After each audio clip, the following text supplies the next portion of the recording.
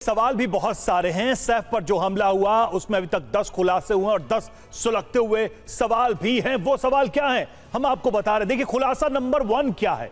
वो खुलासा नंबर 1 ये है कि जिस कमरे में हमलावर घुसा वहां सीसीटीवी था। तो सवाल है कि कैमरा क्यों काम नहीं कर रहा था, तस्वीरें कहां हैं। दूसरा खुलासा यह है कि हमले के बाद इब्राहिम ऑटो से सैफ को अस्पताल ले गए। तो सवाल यह है कि पर्सनल गाड़ी का इस्तेमाल क्यों नहीं हुआ। तीसरा खुलासा, हमले के वक्त काफी शोर हुआ, स्टाफ जाग गए थे। सवाल, इतने शोर के बाद भी आरोपी आराम से कैसे निकल गया।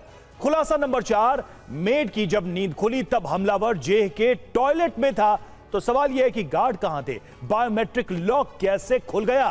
खुलासा नंबर 5 ये कि हेक्सा ब्लेड से सैफ समेत 3 लोगों को घायल किया उसने। तो सवाल यह है कि सैफ से कमजोर दिख रहा हमलावर इतना हावी कैसे हो गया। खुलासा नंबर 6, मेड ने जब वो जे की तरफ बढ़ा तो सवाल यह है कि हमलावर के निशाने पर सैफ का क्या बेटा था, क्या उसको किसी तरीके से नुकसान पहुंचाने की कोशिश। खुलासा नंबर 7, हमलावर ने 1 करोड़ रुपए की मांग की। तो सवाल यह कि क्या जे को बंधक बनाकर पैसा मांगने का कोई इरादा था इस हमलावर का। खुलासा नंबर 8, सैफ के परिवार को बचाकर कमरे के बाहर से बंद कर दिया। तो सवाल यह कि बंद कमरे से हमलावर कैसे निकल गया।